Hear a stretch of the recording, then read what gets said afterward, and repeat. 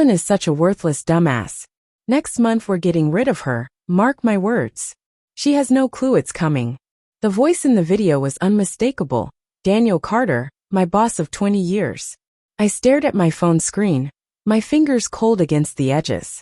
The video, barely 30 seconds long, showed Daniel at the company's annual staff party, a whiskey glass in hand, standing in the middle of a laughing crowd.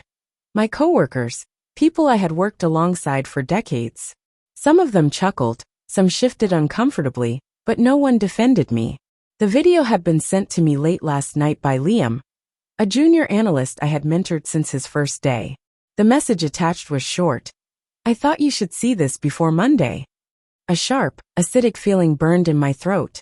After 20 years of unwavering commitment to Carter and Phillips Consulting, I was nothing more than a joke to them. I replayed the video, listening to Daniel's words over and over. She's so damn naive, thinks she's irreplaceable. Watch this. Next month we'll have a fresh face in her seat, and she won't even see it coming. I had given this company everything. Long nights, missed birthdays. Weekends spent polishing reports to make Daniel look good in front of clients. I had covered for his mistakes, smoothed over his public blunders, even defended him when others whispered about his incompetence. And in return, a betrayal so deep it left me breathless. I didn't sleep that night. Instead, I lay awake staring at the ceiling, my mind racing between rage, humiliation, and something else, something colder, determination. At exactly 7:55 a.m., I walked into the office, same as always. My heartbeat was steady, my face composed. If Daniel thought I was naive, if he truly believed I would blindly walk into my own execution, he was about to learn exactly how wrong he was. The office buzzed with its usual Monday morning energy. Phones ringing, keyboards clicking, the smell of burnt coffee filling the air. Daniel's office door was wide open. He was leaned back in his chair, laughing with Mark, the CFO. I paused in the doorway. Act normal. Morning, Daniel, I said with a polite smile. His eyes flicked to me, a hint of something in them. Hesitation? Guilt? No arrogance. He grinned as if nothing had happened. Ellen, good weekend. I nodded. Great weekend. Feeling refreshed for another productive month. He smirked. That's what I like to hear. I bet it is. I turned and walked to my desk, and so the game began. For the next 4 weeks, I played the role of the perfect employee. I smiled in meetings. I offered solutions. I took on extra work. I stayed late just like always. But beneath that, I was quietly collecting everything I needed. Emails, contracts, financial reports. Things most people wouldn't think twice about. I thought twice about everything. And more importantly, I made sure someone else did too. I reached out to old clients, the ones who had stayed loyal to me, not Daniel. I dropped subtle hints about considering new opportunities, and was met with immediate interest. I reached out to a corporate attorney, laying out the groundwork for something that would hit Daniel where it hurt the most, his wallet and his reputation. And most importantly, I reached out to a competitor, a firm that had been circling Carter and Phillips for months, looking for a way to poach their best talent. I wasn't just leaving, I was taking everything he took for granted with me. The morning of my final day, I arrived early. Daniel hadn't told me yet. He thought he'd catch me off guard, call me into his office with HR, give me some empty speech about restructuring and budget constraints. He had no idea I already knew. He had no idea I was 3 steps ahead. And by the end of the day, he would finally realize who the real fool was. I watched Daniel from across the office, a polite smile on my face masking the storm brewing underneath. He was so confident, so sure of himself, laughing with Mark like nothing was coming. He thought he had won. But today, I wasn't just going to be fired. I was going to make sure this was the day everything started to fall apart for him. The day passed as usual, emails, meetings, reports, as if everything was normal. But I felt it, that subtle shift in the air. People were watching me. Whispers behind glass doors, quick glances when they thought I wasn't looking. I kept my posture relaxed, moving through the day as if I had no idea what was coming. If they expected tears, desperation, pleading, they were going to be deeply disappointed.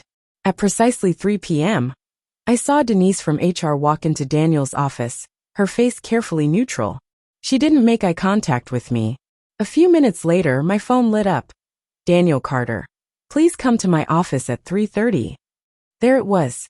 I exhaled slowly, then stood, smoothing down my blouse. It was showtime. I knocked on the door, stepping inside with a polite smile. Denise sat across from Daniel, her company-issued folder neatly placed in front of her, standard HR protocol. I had seen this play out before, just never as the one on the receiving end. Daniel put on his best fake sympathetic face. Ellen, please have a seat. I did. We appreciate your dedication to the company over the last 20 years, he began, his voice measured like he was reading from a script. But as you know, the industry is evolving, and we've had to make some difficult decisions regarding staffing. I nodded as if this were brand new information. We've decided to restructure your role, and unfortunately, your position is being phased out, Daniel continued. We want to ensure a smooth transition, so we're offering you a generous severance package. Denise slid the folder across the table. I didn't touch it. I could see relief flash across Daniel's face. He had expected a reaction. He had expected anger, pleading, confusion. Instead, I just smiled. I understand, I said, my voice calm. A flicker of hesitation crossed his face. This was too easy for him, too clean. He cleared his throat. We'll need your company laptop and access badge before the end of the day. And of course, we ask that you sign a non-disclosure agreement regarding company operations. Of course, they wanted to make sure I left quietly. Still, I stayed quiet, watching, waiting. Then Daniel leaned forward slightly, his voice dropping. I know this must be difficult, he said, pretending to care. But you're talented, Ellen. I'm sure you'll land on your feet. Oh, I know I will. I tilted my head slightly. Just to clarify, this decision is final? Daniel blinked, slightly caught off guard. Yes, of course. Perfect, I said. I'll start wrapping up my work. Daniel nodded, clearly eager to get this over with. We appreciate your professionalism. I stood, picking up the folder and flashing them both a pleasant smile. And as I walked out of the office, I felt the weight of 20 years lift off my shoulders. Because now I was free to burn everything to the ground. I spent the rest of the afternoon doing exactly what they expected, packing up my things, smiling at coworkers, saying polite goodbyes. Just another employee leaving. But behind the scenes, I was pulling the last strings of my plan. Before logging off for the final time, I archived every email, every project file, every client contract I had access to, all perfectly legal, since I was still an employee until the end of the day. Then I sent one last email, not to Daniel, but to his biggest client, the one that made up 40% of our company's revenue. It was short, professional. Hi, Richard. I wanted to thank you for your partnership over the years. Given my upcoming departure from Carter and Phillips, I wanted to let you know I'll be available for consulting in the near future. Would love to discuss how I can continue assisting your company. Let me know if you'd like to set up a call. I hit send. That email alone was more dangerous than any lawsuit. At exactly 5 p.m., I walked out of the building for the last time. I didn't look back, because Daniel had no idea what was coming next. The morning after my departure, I woke up to the sound of my phone buzzing. I checked the screen, unknown number. I already knew who it was. Letting the call ring out, I leaned back against my pillows, a slow smile forming. Daniel was about to realize exactly how bad his mistake had been. I had expected at least a few days before the fallout started, but it seemed Daniel's arrogance had accelerated the process. By 10 a.m., I had 3 missed calls from Carter and Phillips, and by noon, a text from Liam. Ellen, whatever you did, the office is in full meltdown mode. Richard Miller just pulled out of his contract. Daniel is losing it. I laughed out loud. Richard Miller, the CEO of our biggest client, the one I had sent that polite little email to on my last day, had clearly seen the writing on the wall. No Ellen, no stability, no reason to stay. Daniel had taken me for granted for 20 years. He thought I was replaceable. But the truth was, I had been the glue holding everything together. And now that glue was gone. At 2:30 p.m., another call. This time I answered. Hello. I said, my tone calm. A sharp exhale then. Ellen. Daniel's voice was tight, controlled. I just heard about Richard. He mentioned you reached out. I did, I said simply. A beat of silence. Daniel wasn't used to me being this unbothered. Listen, he continued, forcing a chuckle. I think there's been some miscommunication. Richard seemed to think you were leaving to work elsewhere. He got spooked. I'd love to clear things up. There it was. He wanted me to fix his mess. I leaned back in my chair, twirling my pen between my fingers. Daniel, I said, voice smooth. You told everyone I was a worthless dumbass who wouldn't see it coming. Why would you need me now? Silence. His breathing tightened. He knew exactly what I was referencing. Ellen, he started again, this time slower, more cautious. You know that was just office banter. I cut in, my voice dangerously light. A sharp inhale on his end. I don't hold grudges, Daniel, I continued. I just make smart decisions. Richard made one too. I heard him grit his teeth. Are you working for someone else? The desperation was starting to creep in now. He was trying to figure out what my next move was. I smiled. I don't see how that's relevant to you. A long silence then. This isn't a smart play, Ellen, he warned. We have a lot of mutual contacts in this industry. The threat. He was trying to intimidate me. He still thought he had the upper hand. And that was his biggest mistake. After hanging up, I didn't waste a second. I pulled out my notes and checked my list, because Daniel was just the first step. Over the past 4 weeks, I had been in quiet discussions with his biggest competitors, the firms he secretly feared, the ones he laughed off in meetings, but constantly tried to undercut in pricing. And one in particular had been very interested in what I had to offer. At 4 p.m., I walked into a sleek office downtown, greeted by a receptionist who already knew my name. 5 minutes later, I sat across from Nathan Pierce, CEO of Sterling & Company. I'll be honest, Nathan said, leaning forward, eyes sharp. The moment I heard you were leaving Carter & Phillips, I had my team watching. And after today's news, I think we both know Daniel's ship is sinking. I gave him a knowing smile. And you want to take advantage of that? He smirked. I want to make sure we both win. I already knew the offer was coming, but I didn't just want a job. I wanted leverage. I pulled out the file I had prepared. These, I said, sliding it across the table, are projections based on my knowledge of Carter & Phillips's clients, their upcoming renewals, and the weaknesses in their current contracts. If you want to take them down, this is where you start. Nathan flipped through the pages, his expression darkening with satisfaction. Then he looked up at me. I assume you're not just giving this away for free? I smiled. No, I'm not.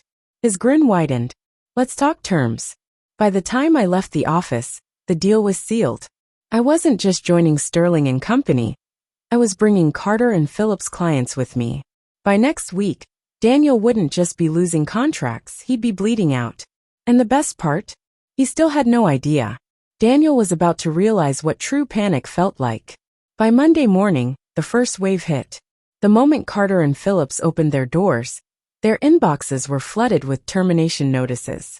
3 major clients, ones I had personally managed for years, had decided to jump ship. Sterling & Company had moved fast. Faster than Daniel could have anticipated. And I was watching it all unfold from the other side of the battlefield. At 8:15 a.m., Liam's text came through. Holy, Ellen, Daniel just stormed into the main office. He looks like he hasn't slept. I swear he's about to combust. I smirked. Good. Daniel had been so sure of himself, so convinced that I was just another disposable employee. But today, he was realizing that losing me wasn't just an inconvenience. It was a catastrophe. By 9 a.m., the cracks were turning into full-blown fractures. Mark, the CFO, had shut himself in his office, desperately crunching numbers to figure out how much damage had been done. Legal was scrambling to review contracts, trying to find a loophole that could keep the fleeing clients locked in. And Daniel was making calls to every executive contact he had, trying to convince them to stay. But it was already too late. The whispers were spreading. Clients were starting to realize just how unstable Carter & Phillips had become. And the worst part, Daniel had no idea who to blame. At noon, my phone rang. Unknown number. I answered. Ellen. Daniel's voice came through, strained and on edge. I leaned back in my chair. Daniel, to what do I owe the pleasure? He exhaled sharply. I don't know what the hell you've been telling people, but we have a serious problem. I arched an eyebrow, even though he couldn't see me. Oh, what kind of problem? You know damn well what kind, he snapped. Miller's gone, and now 3 other major accounts have pulled out. That's millions in revenue disappearing overnight. I need you to be straight with me. Did you? He stopped himself. He didn't want to say it. Did I orchestrate this? I let the silence drag just long enough for him to sweat. Then I said calmly and carefully, I don't work for Carter & Phillips anymore, Daniel. What happens to your company isn't my concern. A beat of silence then. You're working for Sterling, aren't you? His voice had turned sharp. I smiled. I don't see how that's relevant to you. Daniel cursed under his breath. You're making a mistake, Ellen. This industry is small. You don't want to burn bridges. I let out a small laugh. Daniel, you burned that bridge the moment you stood at that party and called me a worthless dumbass in front of the entire company. Silence. And then for the first time, I heard it in his voice, fear. He knew this wasn't bad luck. This was me. I could almost picture him sitting at his desk, his power slipping through his fingers, realization settling in that he had severely underestimated me. And that was just the beginning. By 3 p.m., another update from Liam. Emergency board meeting just got called. The investors are freaking out. There's talk of replacing Daniel. I felt pure satisfaction roll through me, because that had been part of my plan all along. Daniel had always managed to cover up his incompetence, hiding behind my work, my dedication. But now the ugly truth was out in the open. And in the corporate world, nothing kills a CEO faster than uncertainty and lost revenue. The next morning, I made one final move. I walked into Carter & Phillips, not as an employee, but as a warning. The office was eerily quiet, the usual energy gone, replaced with tension thick enough to cut with a knife. People looked at me as I walked through the hall, whispering behind their screens. They knew. They all knew. And then I reached Daniel's office. I knocked. Come in, came the gruff response. I stepped inside. Daniel sat at his desk, his tie loosened, dark circles under his eyes, his usual arrogance gone. I closed the door behind me and took a seat across from him, mirroring the position we had been in just a week ago when he fired me. How's it going, Daniel? I asked lightly. His jaw clenched. Cut the crap, Ellen. What do you want? I tilted my head. Me? I just wanted to see how you were doing. He let out a bitter laugh. Oh, you know how I'm doing. I smiled. I did. He took a deep breath. Look, if there's a way to fix this, to make this right, what would it take? There it was. The desperation. The surrender. I leaned forward slightly, keeping my voice soft but firm. There's no fixing this, Daniel. His expression hardened. You think you've won? I stood, smoothing down my blazer. I don't think I've won. I know I have. And then, before walking out of his office for the last time, I turned back and said the final words he never expected to hear. Enjoy unemployment, Daniel. And with that, I walked away, leaving him in the ruins of the empire he once thought was untouchable. Daniel thought he could contain the damage. He thought a few phone calls, a little damage control, maybe even a few empty promises would be enough to stop the bleeding. But by the end of the week, Carter & Phillips wasn't just bleeding. It was hemorrhaging. And now the world was watching it happen in real time. On Friday morning, the headlines hit. Major client exodus at Carter & Phillips, CEO under fire. Sterling & Company acquires key clients in strategic move. Is this the end for CMP? Executive shakeup imminent. Investors lose faith in Daniel Carter's leadership. Every business journal, corporate blog, and financial analyst was covering it. And I was sitting in my brand new office at Sterling & Company, sipping my coffee, watching the empire that Daniel built on arrogance and my hard work crumble into dust. At 10 a.m., my phone buzzed. Liam. You are not going to believe this. Emergency investor meeting. Rumor is they're forcing Daniel out. I leaned back in my chair, smiling to myself. Right on schedule. At 1 p.m., the board called an emergency meeting. Every senior executive, every major investor, and of course Daniel. For the past week, He had been spiraling, trying and failing to put out the fires. But now the board was done listening to excuses.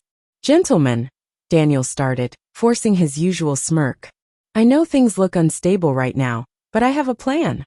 "Daniel," one of the senior board members interrupted. "We've already spoken with the top investors. This isn't up for debate." The smirk vanished. "We're losing clients. Our stock has dropped 23%, and Sterling and Company has completely outmaneuvered us. Do you even realize the damage that's been done?" Daniel's face darkened. "You think this is my fault?" A sharp laugh from the other end of the table. "You fired the person who was holding this company together," another board member said pointedly. "And now she's using everything she built here to destroy you." Daniel's hands tightened into fists. He knew. He knew exactly who had done this to him. And worse, there wasn't a damn th. At 3 p.m., an internal email went out. Effective immediately, Daniel Carter has stepped down as CEO of Carter & Phillips Consulting. An interim leadership team will be announced in the coming weeks. I read it twice, just to let the moment sink in. Daniel Carter out. Fired, publicly humiliated. Everything he had spent years building gone. And yet, it still wasn't enough. At 5:30 p.m., I received an email from Daniel Carter. Subject: "Let's talk." Oh, this was going to be good. I opened it. "Ellen, I think we both know things have gotten out of control. I won't pretend we've always seen eye to eye, but we worked together for a long time. I know you're behind this, and I think it's time we put this behind us. Let's meet." Desperate. Predictable. Pathetic. I clicked reply and I typed, "Daniel, there's nothing to discuss. I already told you this isn't fixable. Enjoy your weekend." Then I hit send. And just like that, I closed the last chapter of Daniel Carter's career. But my story was only just beginning. The storm had passed. Daniel Carter was finished. His empire had crumbled. His reputation was in ruins, and Carter and Phillips? A sinking ship flailing to survive. But me? I was just getting started. On Monday morning, I stepped into Sterling and Company's headquarters as their newest senior partner. A position I had earned not because of office politics or because I had played nice with the right people, but because I was the best at what I did. Nathan, the CEO, greeted me in the executive lounge with a firm handshake. "Welcome aboard, Ellen," he said. "From what I hear, you've already made quite an impact." I smiled. "I like to be efficient." He chuckled. "Well, you're exactly what we need. The clients you brought in, they trust you. And more importantly, they're ready to grow." I nodded, feeling something I hadn't felt in years. Excitement, possibility, control. This wasn't just a job. This was a fresh start. I should have known Daniel wouldn't disappear quietly. Because later that afternoon my assistant knocked on my office door. "Ellen," she said, hesitating, "you have a visitor." I raised an eyebrow. "Who?" She looked uncomfortable. "Daniel Carter." I stared at her for a second, then let out a slow breath. "Send him in." A few moments later, Daniel walked in. Or rather, what was left of him. His expensive suits, his cocky smirk, his air of untouchability gone. His eyes were tired, his face was drawn, and for the first time in his life, he looked small. I leaned back in my chair, studying him. He didn't sit. He didn't speak, not right away. Finally, he let out a humorless chuckle. "You really did it, huh?" I tilted my head. "Did what?" His jaw clenched. "You destroyed me." I didn't correct him, because he wasn't wrong. Instead, I simply said, "You destroyed yourself, Daniel." He exhaled sharply. "I underestimated you." I nodded. "Yes, you did." A long silence stretched between us. Then he said the last thing I ever expected. "I need a job." I almost laughed. Almost. Instead, I just stared at him. Daniel Carter, the man who had mocked me, humiliated me, called me a worthless dumbass to an entire room of people. And now he was standing in front of me begging. It was poetic. Perfect. I could have crushed him in that moment. I could have humiliated him, dragged him through the mud, made him feel just a fraction of what I had felt. But instead, I just stood, walked over to him, and met his defeated gaze. "No, Daniel," I said, my voice calm. "You don't need a job. You need a lesson." His eyes darkened, but he said nothing. I smiled cold, knowing. "Good luck, Daniel." Then I turned, walked back to my desk, and just like that, I dismissed him for good. That night, I sat in my new office, staring out at the city skyline. Everything felt different now. For the first time in 20 years, I wasn't just someone else's employee. I was the one in control. I thought back to that humiliating night, the video, the laughter, the betrayal. And now, I wasn't just Ellen, the disposable employee. I was Ellen, the woman who built her own future. The woman who proved that loyalty should never be given to those who don't deserve it. The woman who knew her own worth. I smiled to myself, picked up my glass of wine, and whispered the words Daniel Carter had never seen coming. I win.